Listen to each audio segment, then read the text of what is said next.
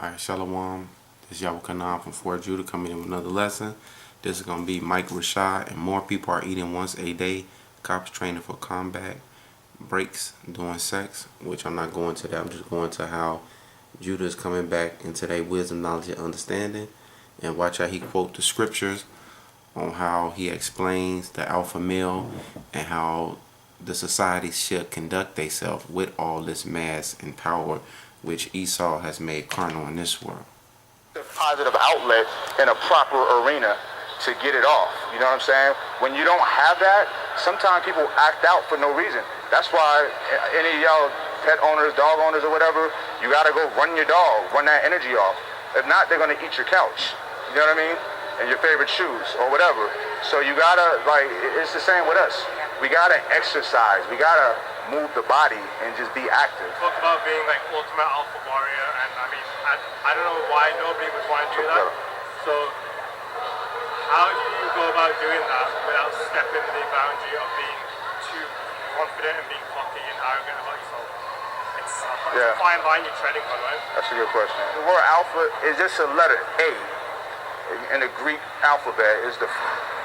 We use it as a leader, you know, a first responder, like what you do for an occupation. So it's like you want to lead, my opinion, what I feel like the way people should lead, you want to lead with love. You want to lead with peace, with compassion, with empathy, right? You want to be a strong leader because if you're not strong, people are not going to be confident enough to follow you. So if you don't have that kind of confidence and that kind of strength, they're not going to be comfortable with you being their leader, right? It's okay to follow, okay? We live in a culture nowadays when, you know, people who are successful in business or whatnot have platforms to really show it. And I'm a boss, I'm a leader, I'm an entrepreneur or whatever. So what? You know, there's no entrepreneurs without workers. You know what I'm saying? Like, so we need followers, and really the people who really start, the brave people who really get movements going is like the first and the second people to follow. Not that initial leader. That initial leader, that first person is just crazy, right? And they just starting something new. Like, I don't care, I'm gonna just do this. The brave one is like, you know what? I like that. Who can own that? I like what he's doing. I'm confident enough to trust this guy or this woman, and I'm gonna follow them. And then that's when everybody else is like, okay, that is a good idea. I'm gonna go too. So just respect who you follow, right? If you are to follow somebody, and you can't be a leader if you can't be a good follower, right? Loyalty, you know, subordinates, all of that stuff. These are life lessons that we all gonna learn at some point. You know what I mean? I've done it. You know, I still play. I hate to stop it, but he finna bring in C.T. Fletcher, and he goes to show a lot of you niggas in Israel who actually came up under the apostles of Great Millstone that y'all didn't want to be followers. Y'all wanted to be actual leaders. And it showed that y'all have no loyalty. So what Yahweh Bashem Yahweh Shah do? He flushed you niggas out. And it's a lot more of y'all too out there in these camps that the apostles spoke on that is getting proud and arrogant, and you will be flushed out next. Goddamn shame. I still, like, when certain people that I love and that I respect, I'm number two to them, and I humbly accept that. I have no problem with that. You know, C.T. Fletcher is one of them. That's Pops. Like, okay, Pops. You know, and our circle, if somebody's wrong, we'll deal with that behind closed doors. It's not, oh no, you don't do that.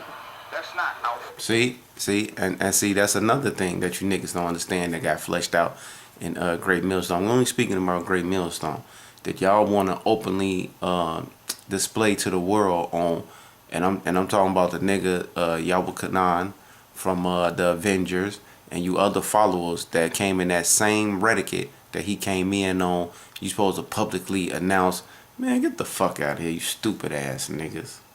That's why y'all had no business being a part of us. Well, that's not what leaders do. That's not loyalty. That's not respect. That's exactly. not, you know. So, you know, life is very dynamic, man. Being a leader, being alpha, you know, you have a certain perception of what that is, but the real way to lead, the real way to be an alpha is to really be that warrior that you're asking me about, is to be a person of peace, a person of love, a person of empathy, understanding what other people are dealing with and going through. Is not just about you. You're not important. I'm not important. You know what I'm saying? All collectively, we're all good. We're all important. You know what I'm saying? Because we're all like pieces of sand. We're like dots on a dot. The earth is just a dot in a big scheme of things. You know what I mean? We could be. Which, let me get that real quick on what he spoke on. Because, see, he's sitting here using biblical terms, and he don't even know he doing it. Which, let me get that first. You see, there's a reason why the Spirit jumped on him to say that.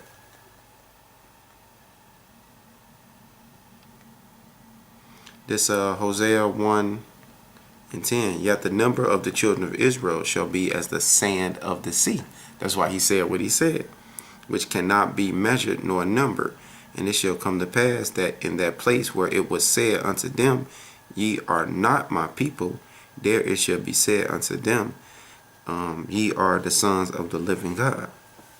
Then shall the children of Judah and the children of Israel be gathered together and appoint themselves one head, which is actually King David. And that's actually what's coming to fruition now. That's why this guy, Mike Rashid, is actually saying what he's saying. Which, let me get another scripture.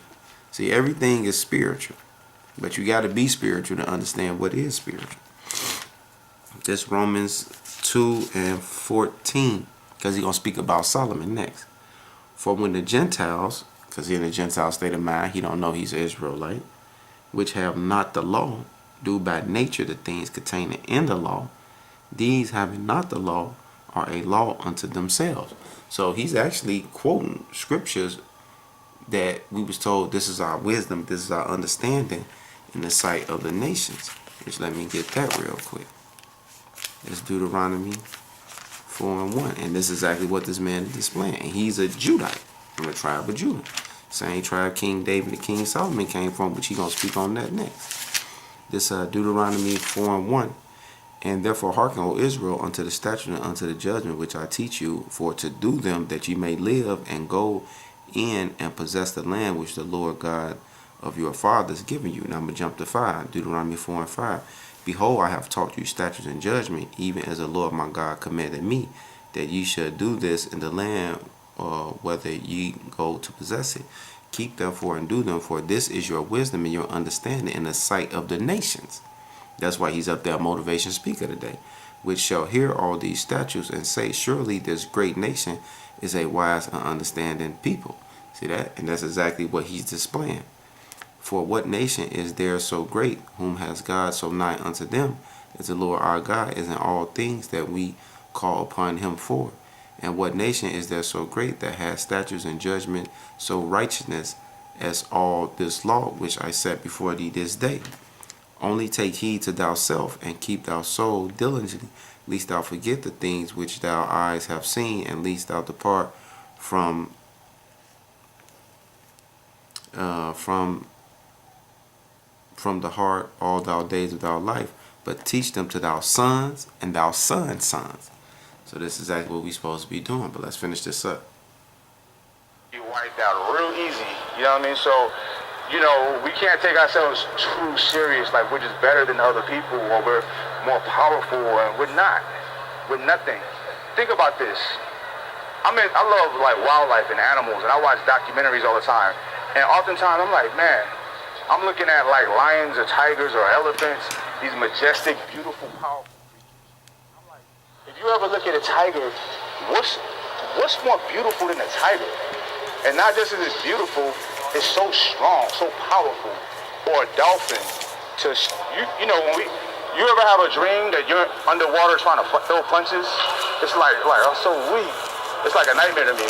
But look at how fast dolphins move through water, so effortless and easy. Or a seal. We are nothing, like humans, in the big scheme of things, right? We do our cardio. We gotta lift weights and try to be strong. A gorilla will come and just toss us across the room, never done a workout in his life. You know what I'm saying? So we do a lot, we put a lot of effort into trying to be strong and, you know, present ourselves in a certain way. and we stop working out or doing whatever we're doing for 2-3 months, it's gone. They don't do anything. These animals are beautiful and powerful the way that they are. You know what I'm saying? But we have this thing up here. We have intelligence, we have self-awareness, we have empathy, we have compassion. And that's something that we gotta really tap into and activate. And that's what makes you really an alpha warrior, a real leader, a powerful entity. You know what I'm saying? When you can use your brain, use your mind. The story in the Bible about King Solomon is an amazing story, because when all the kings was getting their blessings from God, everybody wanted power, money, riches. Solomon was like, give me wisdom. With wisdom, you can have everything. You know what I'm saying? So that's the major key with being that alpha warrior or leader. You know what I mean? It's not tough guy shit at all.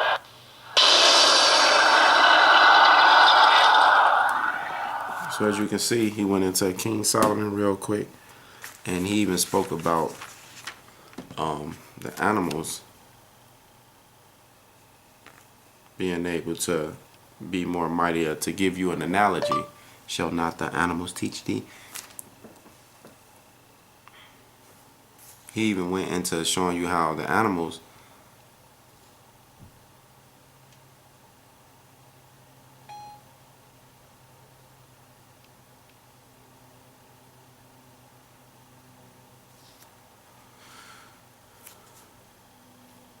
give me 1 second.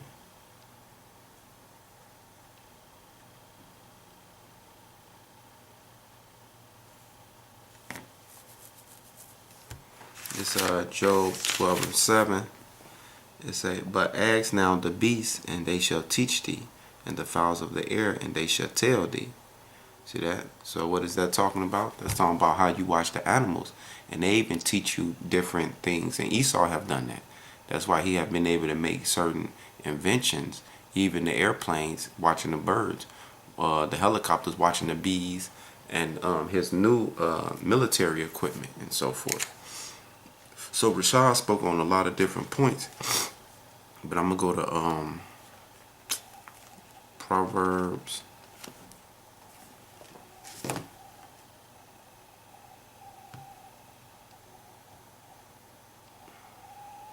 Before I go into the history, Proverbs 29:2.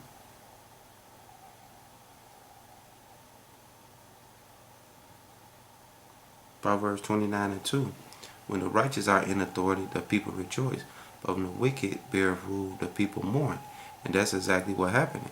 Because you see what he told you to be a first responder or to be a police officer, how you supposed to conduct yourself with empathy, righteousness, and love. And shit, the way they being taught today is all about aggression and who's the bigger guy. So the way this even police force is set up is some bullshit. But see, we gonna become the ultimate police force and the governor ruling body of the world, the 12 tribes of Israel, very soon. Isaiah 2:3. And many people shall go and say, come ye, and let us go up to the mountain. See that? The top nation of the Lord, to the house of the God of Jacob, and he will teach us of his ways, and we will walk in the path, for out of Zion shall go forth the law, and the word of the Lord from Jerusalem. See that? So that's exactly what's going to happen. That's coming up in the near future. It say, and he shall judge among the nations, and shall rebuke many people, and they shall beat their swords into plowshares, and their spears into pruning hooks. Nation shall not lift up sword against nation, neither shall they learn war anymore. See that? So that's exactly what's. I got one more to go with this, just in case y'all talking about, what are you talking about? Micah 4:2. Well, I'm Micah 4:1. But in the last days it shall come to pass that the mountain of the house of the Lord shall be established in the top of the mountains, and it shall be exalted above all the hills, and people shall flow unto it. Same scripture, just getting more detail. And many nations shall come and say, come and let us go up to the mountain of the Lord, and the house of our God of Jacob, and he will teach us of his ways, and we will walk in his path. For the law shall go forth from Zion, and the word of the Lord from Jerusalem.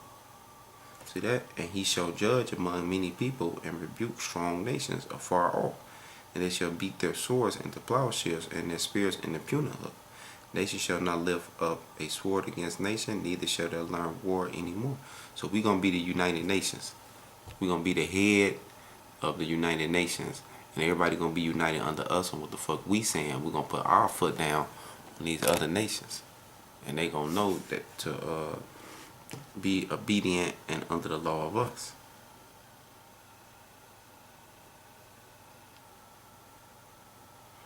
He spoke on Solomon, which let me get that. 1 Kings 3 and 4.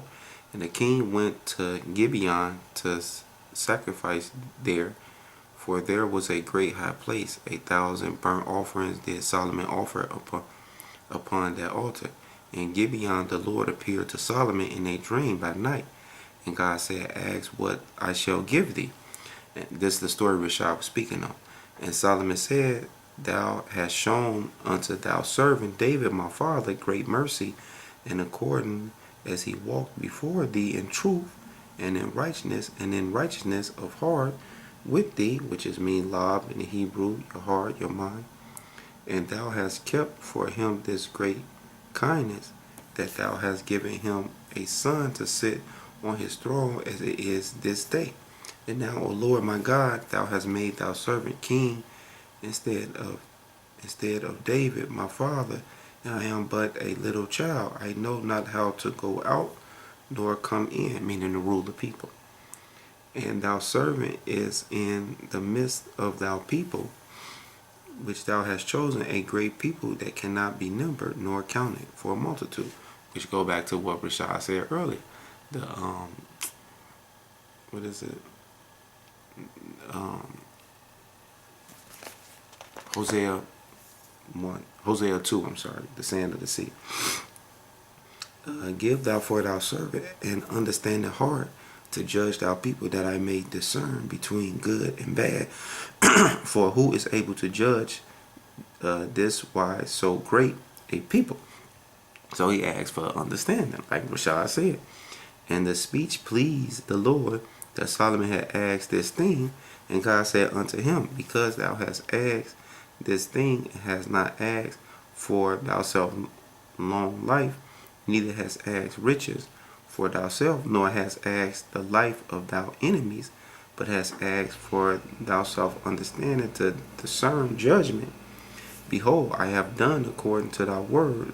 Lo, I have given thee a wise and an understanding heart, so that there was none like thee before thee, neither after there shall any arise like unto thee. And if thou wilt walk in my ways to keep my statutes and my commandments, as thy father David did walk, then I will lengthen thy days. And Solomon woke, and behold, it was a dream, and he came to Jerusalem and stood before the ark of the covenant of the Lord, and offered a burnt offering, and offered peace offerings, and made a feast to all his servants. See that? And that's where Rashid got that. So that was good, wise counsel that he gave, that a lot of it was biblical. And with that, I would say the wonders to the apostles of great millstone, salutation to all the Akims that's pushing the truth around the world. Shalom. We almost out of here.